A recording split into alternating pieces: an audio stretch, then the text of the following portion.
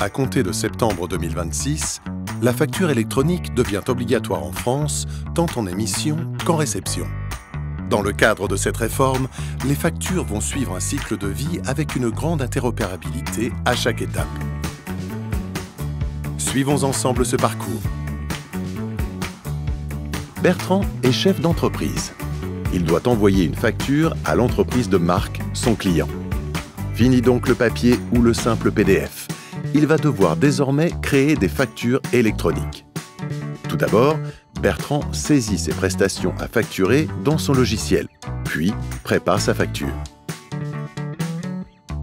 Bertrand choisit une plateforme de dématérialisation partenaire pour pouvoir envoyer ses factures à d'autres entreprises. Il peut ainsi déposer sa facture générée sur sa plateforme qui se charge de la contrôler et vérifie le respect des règles fiscales.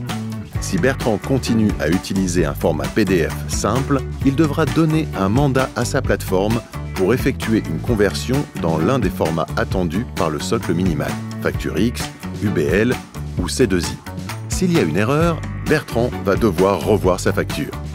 Si tout est bon, la plateforme prépare le fichier de reporting des données destiné à l'administration fiscale, puis interroge l'annuaire de la plateforme publique pour connaître la plateforme choisie par Marc. Si la plateforme de Marc n'est pas connue, le document repart chez Bertrand. Il devra contacter Marc pour l'inciter à faire le nécessaire pour se conformer aux nouvelles règles. Si la plateforme est connue, la facture est transmise à la plateforme de Marc qui vérifie si elle connaît bien l'entreprise de Marc et si la facture de Bertrand a les bonnes informations. Bon sirette, numéro de commande. La facture est alors considérée comme émise au regard des règles fiscales.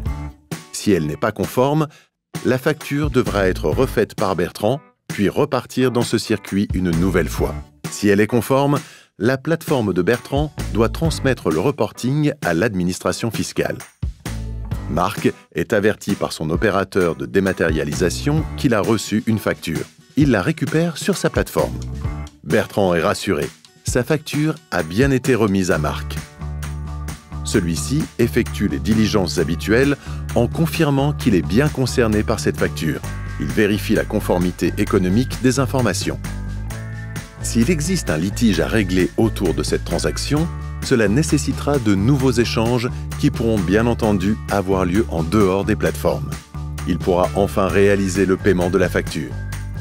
Le cycle de vie d'une facture électronique, bien que passant par des plateformes intermédiaires, n'est pas différent de ce qui existe avec une facture papier.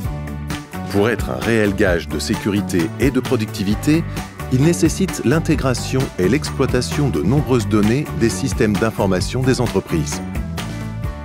Vous aussi, anticipez la nouvelle réforme et équipez votre entreprise d'une solution de facturation électronique.